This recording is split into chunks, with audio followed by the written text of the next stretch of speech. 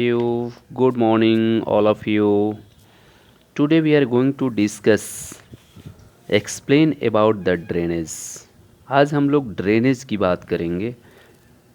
ये lesson third है geography का, क्लास 9 का, and this will be part 1 और ये पार्ट 1 होगा।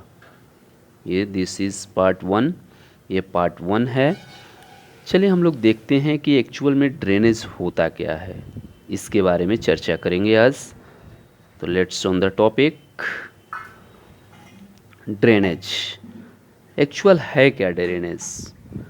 तो it's simple definition of the drainage, it describe the river system of an area.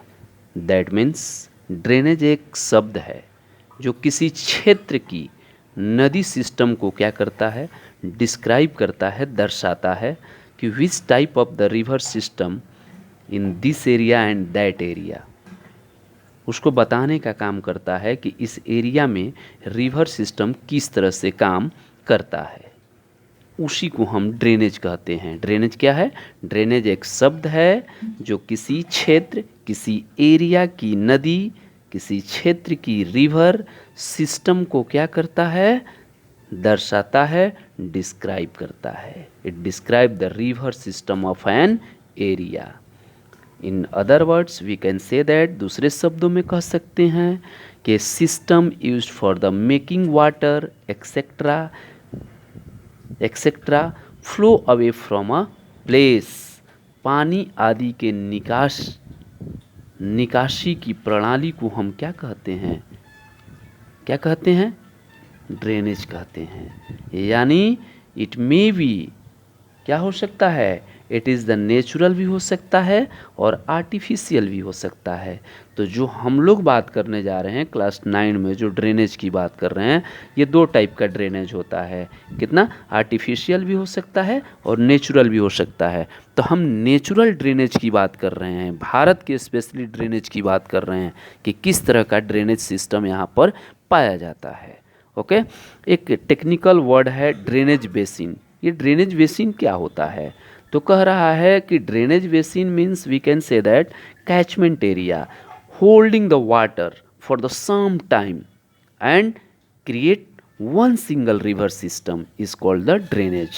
कह रहा है कि ये क्या करता है, ड्रेनेज बेसिन उसको कहा जाता है, यानी catchment area of the water. यानी वी आर हियर, आप देख सकते हैं कि there are so many tributaries river and join one single river, one main river. क्या कर रहा है कि बहुत सारे ट्रिब्यूटरीज मिलकर क्या कर रहा है, एक सिंगल रिवर सिस्टम का निर्माण कर रहा है। तो दैट एरिया विल बी, ये एरिया क्या कहलाएगा? ड्रेनेज बेसिन कहलाएगा। ठीक है, the area drained by a single river system is called the drainage basin. Right, मेरा कहने का मतलब ये है कि जल निकासी बेसिन बोलिए या नदी बेसिन कहिए, वह क्षेत्र होता है जिसका जल निकास एक ही नदी तंत्र द्वारा, यानी एक ही, यानी सिंगल रिवर सिस्टम के द्वारा निकलता है। तो आप देखिए सिंगल रिवर सिस्टम है कि नहीं यहाँ पर। इसको थोड़ा सा इरेज करते हैं। देखिए डिफरेंट टाइप के यहाँ पर ट्रिब्यूटरीज हैं। बहुत सारे ट्रिब्यूटरीज मिलकर कितने रिवर सिस्टम को फ्लो कर रहा है? तो ओनली वन, एक ही रिवर सिस्टम को क्या कर रहा है, फ्लो कर रहा है। तो this system is known as the drainage basin, और इस सिस्टम को क्या कहा जाता है? ड्रेनेज बेसिन कहा जाता है। आई होप दैट आपको समझ में आ रहा होगा कि ड्रेनेज बेसिन क्या है। तो ड्रेनेज बेसिन क्या है? जल निकास का एक ही नदी तंत्र होता है जिसमें बहुत सारे ट्रिब्यूटरीज मिलकर एक सिंगल रिवर का निर्माण करता है। उसी सिस्टम को हम क्या कहते हैं? ड्रेनेज बेसिन कहते हैं। अब रही बात यहाँ पर कि वर्ल्ड का सबसे लार्जेस्ट ड्रेनेज बेसिन कौन है? तो अमेज़न है। क्यों? क्योंकि बहुत सारे ट्रिब्यूटरीज रिवर उसको मिलाकर एक अमेज़न रिवर के निर्माण करती है। ठीक है, उसके बाद हम लोग बात करेंगे कि वाटर डिवाइड क्या होता है। What is the meaning of the water divide? कह रहा है कि when two rivers stream get divide by the mountain hill and elevated area is called the water divide. आपको समझ में नहीं आया होगा। मेरा कहने का मतलब यह है कि when any river stream get divide by a mountain, hill and elevated area is called the water divide. अभी भी समझ में नहीं आया होगा। मेरा कहने का मतलब है कि वाटर डिवाइड का मतलब है कि कोई भी रिवर, व्हेन एनी रिवर या कोई भी स्ट्रीम क्या हो, कोई अपलैंड एरिया के माध्यम से या माउंटेन के माध्यम से या हिल के माध्यम से वो क्या हो जाए, दो भागों में बंट जाए। उसका फ्लो ऑफ द वाटर क्या हो जाए, दो भागों में बंट जाए। उसी को हम क्या कहते हैं, ज्योग्राफी के भाषा में वाटर डिवाइड के नाम से जानते हैं। यानी कोई भी ऊंचा क्षेत्र, जैसे पहाड़ हो या ऊंची भूमि हो, दो वाटर बेसिन को क्या करे, अलग कर दे, दो पार्ट में बंट जाए, वैसे एरिया को हम या वैसे सिस्टम को हम वाटर डिवाइड के नाम से जानते हैं। ऐसी ऊंची भूमि जो क्या करे, वाटर को दो पार्ट में डिवाइड कर दे, उसी को वाटर डिवाइड कहा जाता है। जैसे आप देख रहे हैं इस फिगर में, ठीक है, कि स्ट्रीम 1 और स्ट्रीम 2। और क्या होता है, ड्रेनेज डिवाइडेड। ये क्या कर रहा है कि ये जो अपलैंड एरिया है, इस अपलैंड एरिया के कारण, मान लीजिए कोई भी ढाल है और अपलैंड एरिया है यहाँ पर ये, और यहाँ पर आप पानी फ्लो कीजिए तो नेचुरली है कि it will be divided into two parts. तो मैं वहीं बोल रहा हूँ कि अपलैंड एरिया अगर किसी भी धारा को दो पार्ट में बांट दे, फ्लो ऑफ द वाटर को टू पार्ट्स में बांट दे, या कोई स्ट्रीम बांट दे, या कोई रिवर दो भागों में बंट जाए उस एरिया के चलते, उस माउंटेन के चलते, तो हम उसको क्या कहेंगे, वाटर डिवाइड कहेंगे। ठीक है। उसके बाद हम देखेंगे कि ड्रेनेज सिस्टम इन इंडिया, यानी मेरा कहने का मतलब ये है कि जो ड्रेनेज सिस्टम है वो किस तरह का सिस्टम है। यहाँ पर इंडिया में भारत जो है, भारतीय नदियों को दो प्रमुख समूहों में विभाजित किया गया है। The Indian river are divided into two major groups, यानी भारत की नदियों को दो प्रमुख समूहों में बांट दिया गया है। यानी मेरा कहने का मतलब यह है कि भारत की जो नदी है दो पार्ट में बटी हुई है।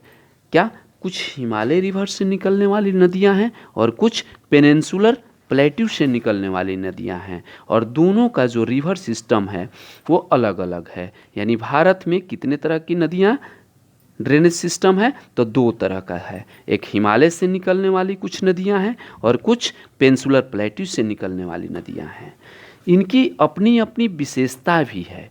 हिमालयन रिवर्स की क्या विशेषता है, पेनिनसुलर रिवर की क्या विशेषता है, इसके बारे में जानकारी लें। आप देख रहे हैं इस फिगर में, देख सकते हैं कि ऊपर वाला जो फिगर है ये हिमालयन रिवर सिस्टम को शो कर रहा है, और नीचे वाला जो फिगर है ये पेनिनसुलर प्लेट्यू रिवर को शो कर रहा है। ठीक है। अब आगे देखते हैं कि जो हमारा ड्रेनेज सिस्टम है इंडिया का, ठीक है, ये दो भागों में बटा हुआ है, हिमालयन रिवर सिस्टम में और पेनिनसुलर रिवर सिस्टम में। तो कहने का मतलब ये है कि हिमालयन रिवर की भी कुछ विशेषताएं होंगी, उसी तरह से पेनिनसुलर रिवर की भी कुछ विशेषताएं होंगी। तो हम देखते हैं कि हिमालयन रिवर की क्या क्या फीचर्स है, क्या ऑब्जेक्टिव है, क्या इसका एडवांटेज है। तो कह रहा है कि दीज आर पीरियड रिवर्स। ये पहला चीज़ बोल रहा है कि those river flow and originated from the Himalaya, it will be क्या होगा, it will be called period river. मेरा कहने का मतलब है कि जो नदियाँ हिमालय से निकलती है वो सभी नदियाँ क्या कहलाती है, पीरियड रिवर्स कहलाती है। What is the meaning of the period rivers? The period rivers का मतलब होता है कि flow whole years the water, यानी उस नदी में सालों भर पानी क्या होगा, फ्लो करेगा। क्यों करेगा? तो इट इज़ कम फ्रॉम, कहाँ से आ रही है, कहाँ से आती है, तो हिमालय से। और हिमालय हम जानते हैं कि इट इज़ फॉर्म, ये क्या है, एबॉर्ड ऑफ ए स्नो है। ये क्या है, बर्फ़ का पहाड़ है, और हमेशा सालों भर वो क्या होता है, मेल्टेड होते रहता है स्नो, इसीलिए इसको पीरियड रिवर के नाम से जाना जाता है। दूसरा इसकी विशेषता क्या है भाई, तो this reverse receive water from the rain. ये नदियाँ, हिमालय से निकलने वाले जो भी नदियाँ हैं वो रेन से भी पानी रिसीव करती है, और मेल्टेड स्नो बर्फ़ के पिघलने के कारण भी ये नदियाँ पानी रिसीव करती है। एंड लॉफ्टी माउंटेन, और पता नहीं चलता है कि सोर्स ऑफ वाटर कहाँ से आ रहा है, माउंटेन से, उससे भी ये वाटर रिसीव करती है। तो दूसरा इसका विशेषता है कि these are rivers receive the water from the rain and melted snow and from the lofty mountains. ये दूसरा इसका विशेषता हुआ, किसका, हिमालयन रिवर्स का। तीसरा विशेषता क्या है, the it has long course from their source to the sea. That means we can say that in other words, हम कह सकते हैं कि it covers the long distance.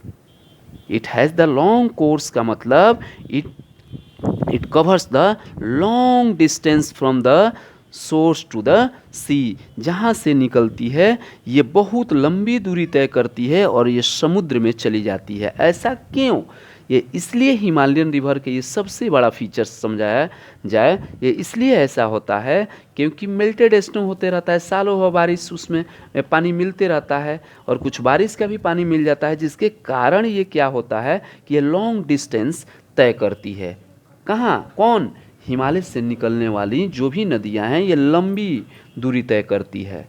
जैसे आप गंगा, यमुना, ब्रह्मपुत्र का एग्जाम्पल ले सकते हैं, ये लास्ट में जाकर बे ऑफ बंगाल में गिर जाती है।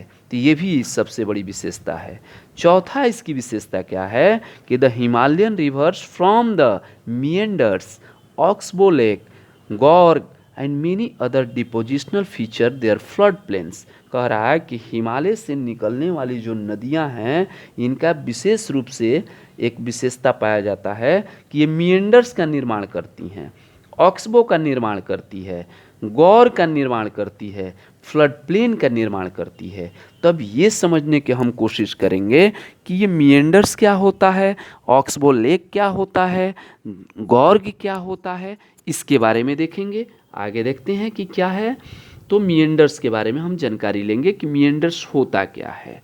तो कह रहा है कि as the river enters the plain, कह रहा है कि जब माउंटेनियस एरिया से जब कोई नदी प्लेन एरिया में आती है तो क्या करती है, it twist and turn forming large bend as a meander. कह रहा है कि जब कोई नदी माउंटेनियस एरिया से प्लेन एरिया में आती है तो ये क्या करती है, क्या करती है, ये ज़्यादा मुड़ने लगती है, इस तरह से मुड़ने स्टार्ट कर देती है ये, ठीक है, मुड़ने लगती है और बड़ा बड़ा क्या करती है, बेंड करने लगती है, बेंड लेने लगती है, इस तरह से लेने लगती है, ठीक है। तो दिस प्रोसेस इज मिएंडर्स, और इसी को हम क्या कहते हैं, मिएंडर्स कहते हैं। आप इस पिक्चर में भी देख सकते हैं कि माउंटेनियस एरिया से जैसे ही ये प्लेन एरिया में आती है तो ये क्या करती है, बड़ा बड़ा टर्न और ट्विस्ट लेना स्टार्ट कर देती है, और इसी प्रोसेस को हम क्या कहते हैं, मिएंडर्स कहते हैं। ये सब क्या हैं, मिएंडर्स हैं, ये सब क्या हैं, मिएंडर्स हैं, राइट। अब क्या कह रहा है कि मिएंडर्स तो जान गए, यानी कहने का मतलब अगर कोई आपसे पूछे कि मिएंडर्स क्या है तो it's a very simple answer you will give कि जब नदियाँ ज़्यादा मुड़ने लग जाए और बड़ा बड़ा बेंड्स लेने लगे तो उसी को हम क्या कहते हैं, मिएंडर्स कहते हैं। अब क्या कह रहा है कि मिएंडर्स स्ट्रीम तो जान गए कि जब कोई नदी माउंटेनियस एरिया से प्लेन एरिया में इंटर करती है तो ये लंबी लंबी टर्न लेना स्टार्ट कर देती है, उसी को हम क्या कहते हैं, क्या कहते हैं, मिएंडर्स कहते हैं। आगे देखते हैं दूसरा हमारा प्रॉपर्टी, ये पिक्चर था कि गौर, गौर क्या है भाई, तो कह रहा है गौर क्या है, तो कह रहा है कि गौर उसको कहा जाता है कि when river flow between two hills mountain is called gorge. कह रहा है कि जब कोई नदियाँ दो माउंटेन के बीच से निकले, ये जैसा पिक्चर में आप देख रहे हैं कि दो, इसमें देख रहे हैं आप कि दो माउंटेन के बीच से निकली हुई है रिवर, तो इसी को क्या कहेंगे, हम गौर कहते हैं। आप देख सकते हैं पिक्चर में, यानी गौर उसको कहा जाता है जब कोई नदी दो हिल्स या माउंटेन के बीच से निकलती है पत्थर को काटते हुए, उसी को हम क्या कहते हैं, गौर कहते हैं, राइट। उसके बाद आप देखे होंगे कि उसके बाद थोड़ा सा ऑक्सबो के बारे में बात कर लें। यहीं पर ऑक्सबो के बारे में, ऑक्सबो क्या होता है कि जब मिएंडर्स क्या करने लगे, एकदम बहुत वेरी क्लोज आने लगे, ठीक है।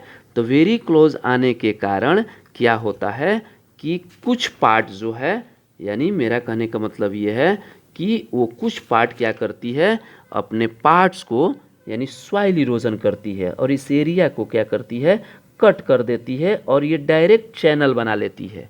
ये क्या करती है, ये इसी तरह से मुड़ते मुड़ते मुड़ते मुड़ते ये क्या होती है, डायरेक्ट चैनल बना लेती है और ये एरिया जो है ऑक्सबो का रूप ले लेती है और this is known as oxbow.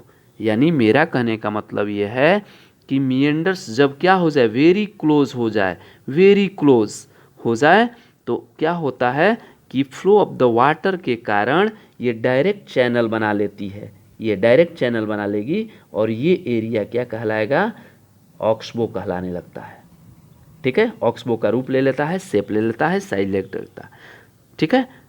यहाँ तक क्लियर। आगे देखते हैं और क्या ये बना रहा है, ऑक्सबो के साथ साथ क्या बना रहा है, फ्लड प्लेन्स का भी निर्माण करती है। यानी हिमालय से निकलने वाली नदियाँ जो हैं ये क्या करती है, फ्लड प्लेन का भी निर्माण करती है। ये फ्लड प्लेन क्या होता है, तो हम जानते हैं फ्लड प्लेन का मतलब होता है बाढ़ का मैदान।